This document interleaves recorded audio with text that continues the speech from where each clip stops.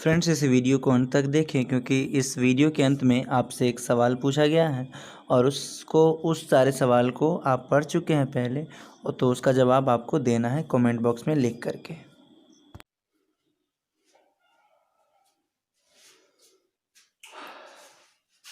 Hello friends, स्वागत है आपका अपने चैनल AK अकेडमी में। मैं आदित्य आप सबका स्वागत करता हूं। फ्रेंड्स, आज हमारा टॉपिक है वो है कोडिंग डिकोडिंग।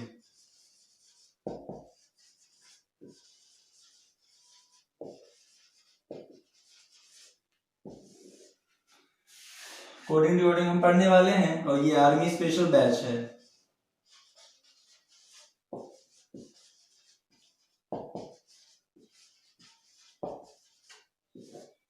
इस बात को आप ध्यान में रखेंगे कि ये बैच आर्मी स्पेशल है और एक्स्ट्रा यहाँ पे कुछ नहीं होने जा रहा है। इस वजह से मैं जो भी बतलाऊंगा आर्मी के लिए ही बतलाऊंगा, जिस तरह से आर्मी में पूछा जाता है।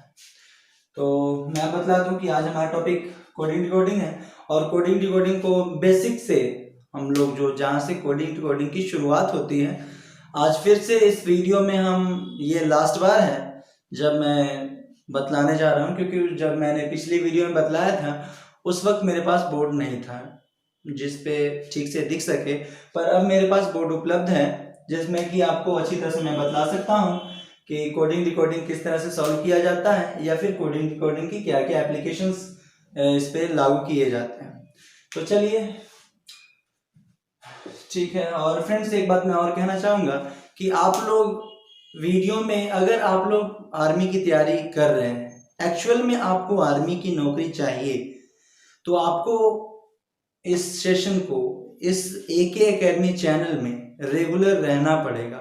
ऐसा नहीं है कि कुछ बहाना कर लिए, क्योंकि आप अगर आज बहाना कर रहे हो तो ये बहाना आपको कल बहुत भारी पड़ने वाला है। क्योंकि अगर आप अभी से रिवाइज करते रहोगे अपनी पढ़ाई को, और मान के चलिए कि आपका अगर फिजिकल हो जाता है तो उस वक्त तो फिर आप क्या करोगे, फिर जल्दी जल्दी पढ़ाई करना स्टार्ट करोगे। लेकिन मैं आदत आपको डलवा रहा हूँ कि आप अगर अभी से फिजिकल के साथ साथ मेंटल एबिलिटी भी अगर बना के चलते हैं तो आपको आगे काफ़ी लाभ मिलने वाला है इसका। तो चलिए हम ज़्यादा बातें नहीं करते हुए अपने टॉपिक कोडिंग डिकोडिंग पे चलते हैं और क्या कुछ इसमें इसको सॉल्व किया जाता है, किस तरह से सारी बातों को हम समझेंगे। तो कोडिंग डिकोडिंग मतलब तर्क शक्ति, इसको हिंदी में कहते हैं तर्क शक्ति।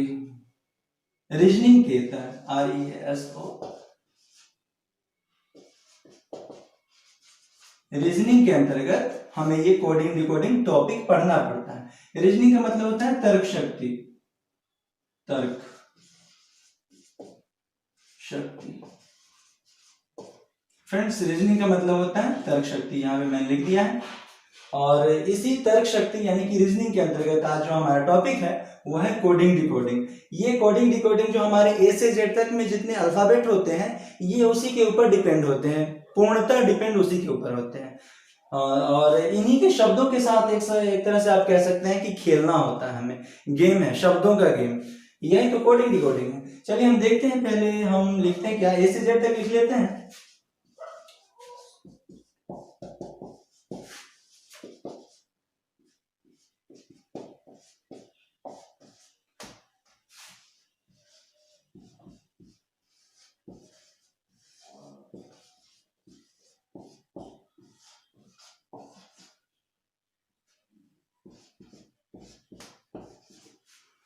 तो फ्रेंड्स, हमने A से Z तक लिख लिया है, आप देख रहे होंगे।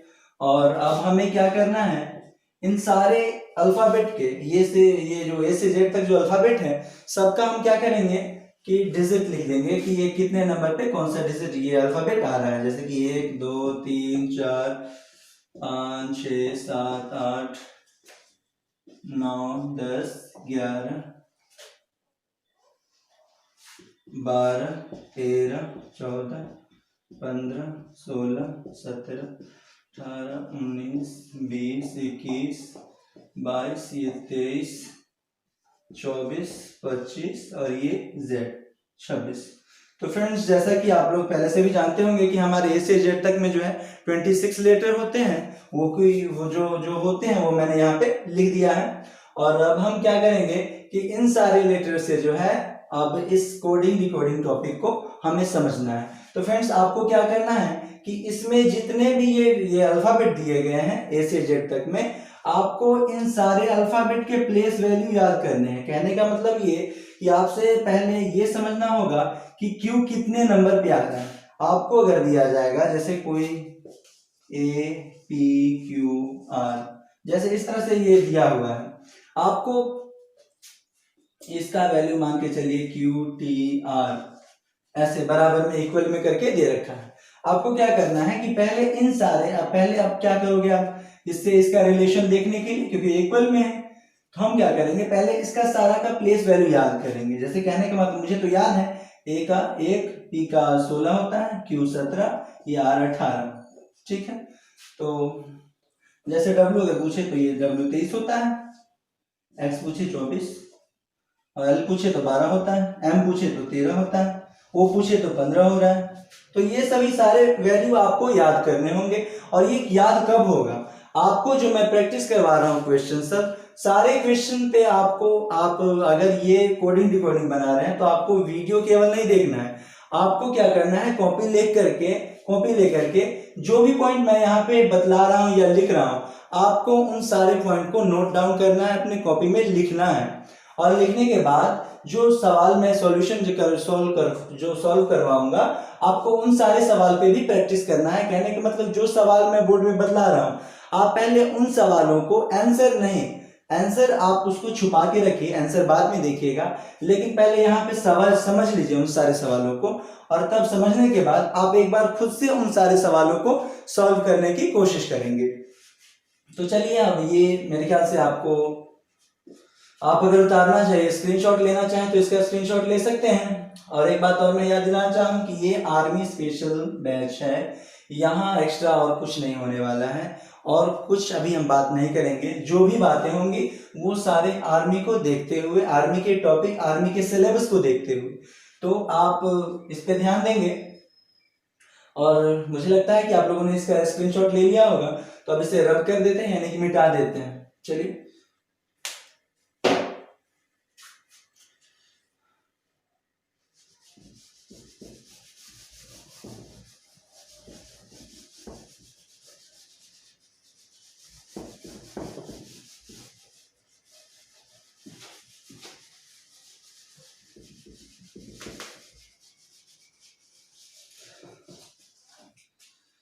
तो फ्रेंड्स, जो मैंने यहाँ पे लिखा है, ए से जेड तक अल्फाबेट जितने लिखे, वो सारे प्लेस वैल्यू भी आपको मैंने लिख के बतलाया, और आपको उसी तरह से लिखना है और उसे याद भी कर लेना है। और उसके बाद उसे याद करने के लिए जो ज़्यादातर लोग जो यूज़ करते हैं, ईजोती, EJOTY, आपको ज़्यादातर बुक में ये ज़रूर दिख जाएगा।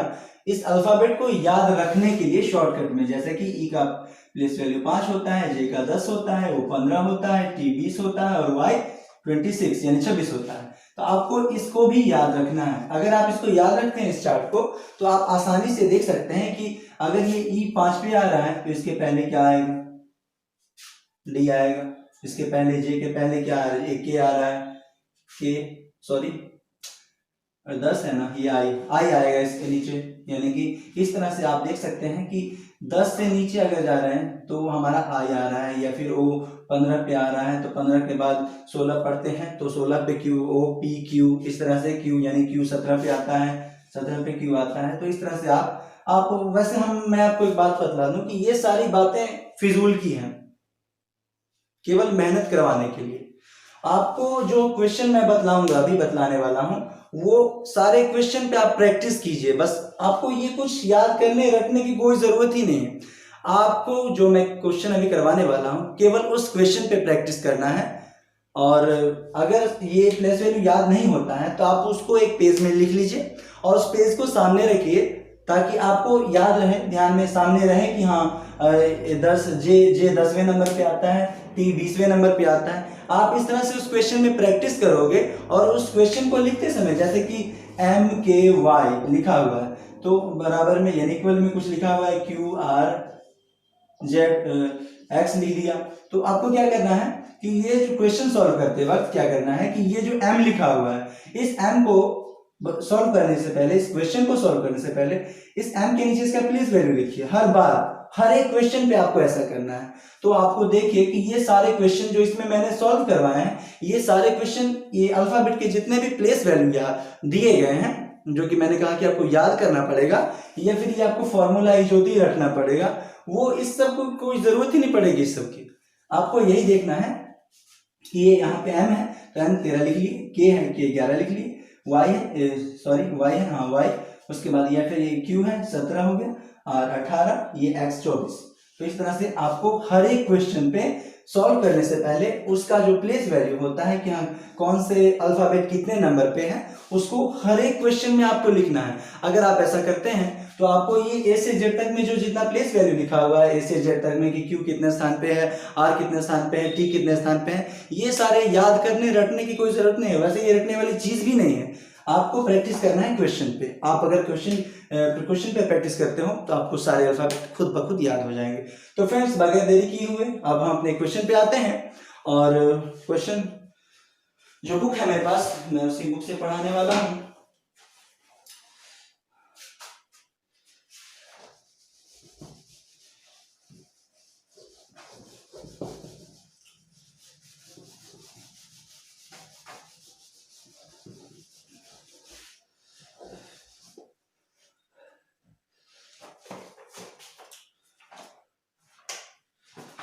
तो आइए फ्रेंड्स, हमारा पहला क्वेश्चन है, संतरे को मक्खन कहा जाता है। संतरे को यहाँ पे हमें डिटेल नहीं लिखना है। क्वेश्चन पहले क्या है मैं पढ़ देता हूं। संतरे को मक्खन कहा जाता है, मक्खन को साबुन कहा जाता है, साबुन को स्याही कहा जाता है, और स्याही को शहद कहा जाता है, तथा शहद को संतरा कहा जाता है। तो निम्नलिखित में से किसका उपयोग धोने के रूप में किया जाता है? फ्रेंड्स ऐसा सवाल है, तो चलिए हम इसको सॉल्व करते हैं। फ्रेंड्स क्वेश्चन अगर आप लोग नहीं सुन पाए होंगे तो मैं एक बार और बोल दूं, आप लिखना चाहें तो लिख सकते हैं। यहाँ पे सवाल है हमारा, संतरे को मक्खन कहा जाता है, मक्खन को साबुन कहा जाता है, साबुन को स्याही कहा जाता है, स्याही को शहद कहा जाता है, तो शहद को संतरा कहा जाता है। तो निम्नलिखित में से किसका उपयोग कपड़े धोने में किया जाता है? अगर फ्रेंड्स आप नहीं लिख पाए होंगे अभी, तो आप इस वीडियो को पॉज करके यानी कि रोक रोक करके आप क्वेश्चन लिख सकते हैं। चलिए हम क्वेश्चन पे आते हैं। तो संतरे को मक्खन कहा गया, यहाँ पे मक्खन लिख लेते हैं इक्वल देकर के। जैसा फ्रेंड्स एक बात और मैं कहना चाहूंगा कि जिस तरह से मैं बतला रहा हूं आपको उसी तरह से प्रैक्टिस करना है क्वेश्चन पे। देखिए संतरे को मक्खन कहा जाता है, मक्खन को साबुन कहा जाता है, मक्खन को साबुन कहा जाता है। उसके बाद है साबुन को स्याही कहा जाता है, स्याही कहा जाता है। उसके बाद है शहद, साबुन को स्याही, स्याही को शहद कहा जाता है, स्याही को शहद कहा जाता है। ठीक है, आगे है स्याही को शहद कहा जाता है, शहद को संतरा कहा जाता है, शहद को संतरा कहा जाता है। तो क्या पूछ रहा है यहाँ पे? तो किसका उपयोग कपड़े धोने में किया जाता है? कपड़े धोने में, कपड़े धोने में किसका उपयोग किया जाता है? तो फ्रेंड्स यहाँ पे आप देख लीजिए कि कपड़े धोने में आप लोग को तो मालूम ही होगा कि हम किसका उपयोग करते हैं, डिटर्जेंट का या फिर डिटर्जेंट सोप का, यानी डिटर्जेंट वाले साबुन का, यानी कि जो हम जो सर्फ एक्सेल या रिन जो साबुन यूज करते हैं उन्हीं सारे साबुन का, या सर्फ एक्सेल का जो साधारण भाषाओं में हम कहें। तो चलिए देखते हैं। संतरे को मक्खन कहा जाता है, मक्खन को साबुन कहा जाता है, और साबुन को स्याही कहा जाता है, स्याही को शहद कहा जाता है, शहद को संतरा कहा जाता है। तो फ्रेंड्स जब यहाँ कपड़े धोने की बात आ रही है तो कपड़ा धोने वाला साबुन भी आता है, आप लोग को मालूम होगा। तो संतरा देखिए, संतरे को मक्खन कहा गया, मक्खन को साबुन कहा गया, और साबुन को स्याही कहा गया। हम कपड़ा किससे धोएंगे? साबुन से धोएंगे। किधर गया साबुन? यहाँ देखिए साबुन से धोएंगे, इसीलिए यहाँ पे क्या कहा? साबुन को स्याही कहा गया। तो यहाँ पे हमारा आंसर होगा स्याही। फ्रेंड्स हम जो कपड़ा धोएंगे वो स्याही से धोएंगे।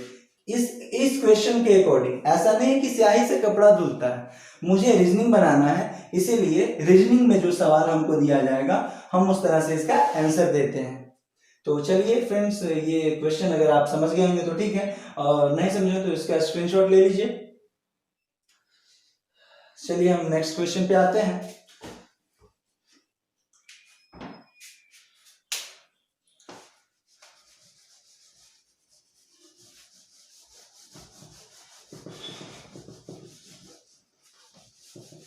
फ्रेंड्स, मैं आपको एक बात कहना चाहूंगा कि आप अगर आपको ये सारे सवाल समझ में नहीं आते हो तो आपको चिंता करने की कोई जरूरत नहीं है। आगे बहुत सारे सवाल हैं जिसको आप समझेंगे, कोडिंग डिकोडिंग के अंतर्गत ही, वो एक्स्ट्रा कोई और टॉपिक स्टार्ट होने नहीं जा रहा है। तो चलिए हमारा अगला सवाल है, नेक्स्ट क्वेश्चन, टैलेंट को TALENT, टैलेंट को क्या लिखा जाता है? TENT,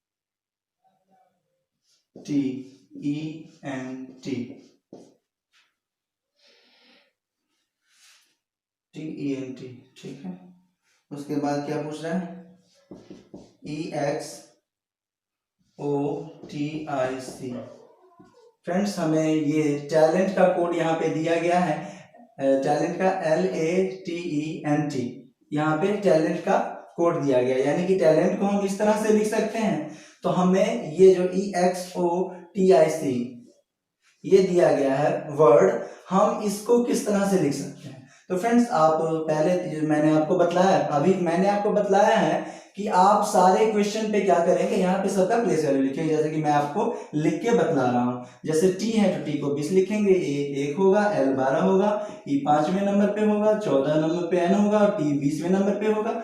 यहाँ पे L 12 पे होगा, A 1 पे होगा, T 20वें नंबर पे होगा, फिर ये E 5वें नंबर पे, N 14वें नंबर पे और ये T 20वें नंबर पे।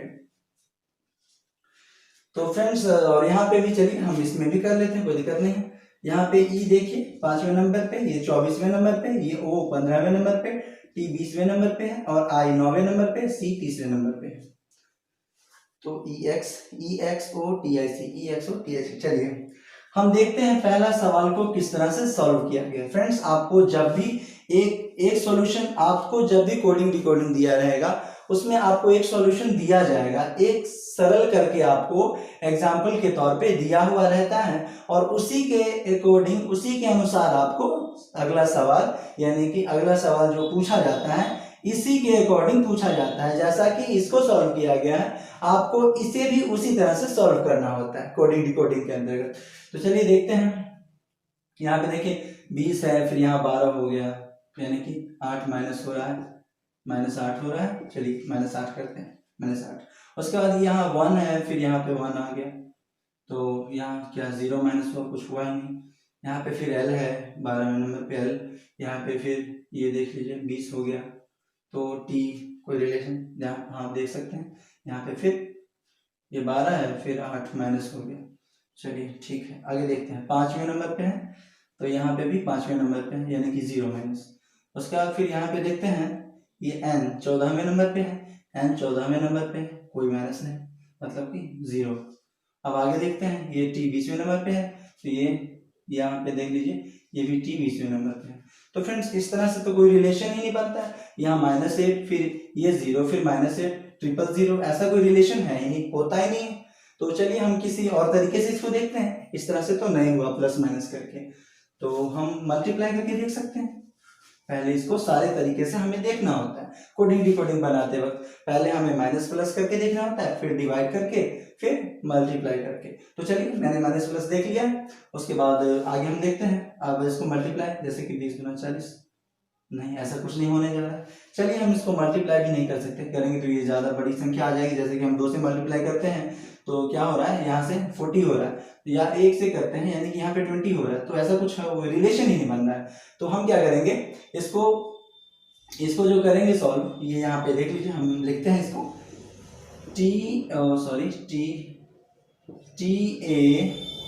TALENT, यहाँ पे मैंने लिख दिया।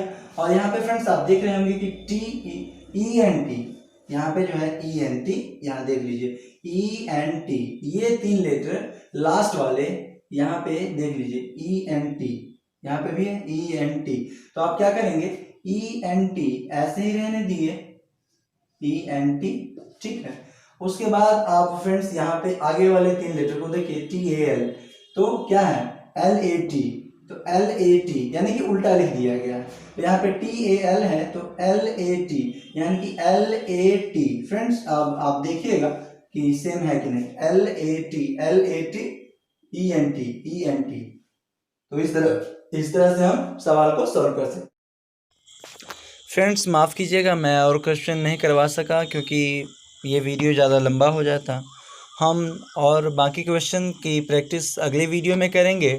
और तब तक के लिए जो मैंने आपको ये बेसिक डिटेल बतलाया है, क्योंकि ये वीडियो में मैंने पहले बेसिक बतलाया है और बेसिक बतलाने में थोड़ा ज़्यादा टाइम लग गया, तो बाकी हम बाकी अगली वीडियो में कर लेंगे बाकी क्वेश्चन पे प्रैक्टिस। तब तक के लिए जितना बतलाया गया है उतने को ध्यान से देखें, उसको पढ़ें, रिवाइज़ करें, और बाकी के क्वेश्चन हम अगली वीडियो में करेंगे। और आपके लिए फ्रेंड्स एक सवाल है, आपको बतलाना है कि हरिजन पुस्तिका की रचना महात्मा गांधी ने कब की थी। आपको इसका ईस्वी बतलाना है। इसका आंसर कमेंट बॉक्स में लिखना मत भूलिए। फ्रेंड्स ऐसा इस वजह से किया जा रहा है मेरे द्वारा, क्योंकि मैं देखना चाहता हूँ कि कितने लोगों को ऐसा है कि मुझे नौकरी लेना है इस साल। अगर आपको नौकरी लेना है तो पढ़ाई के प्रति भी आपको एक्टिव रहना पड़ेगा। तो चलिए मिलते हैं हम नेक्स्ट वीडियो में, बाकी की बातें अगली वीडियो में करते हैं। धन्यवाद।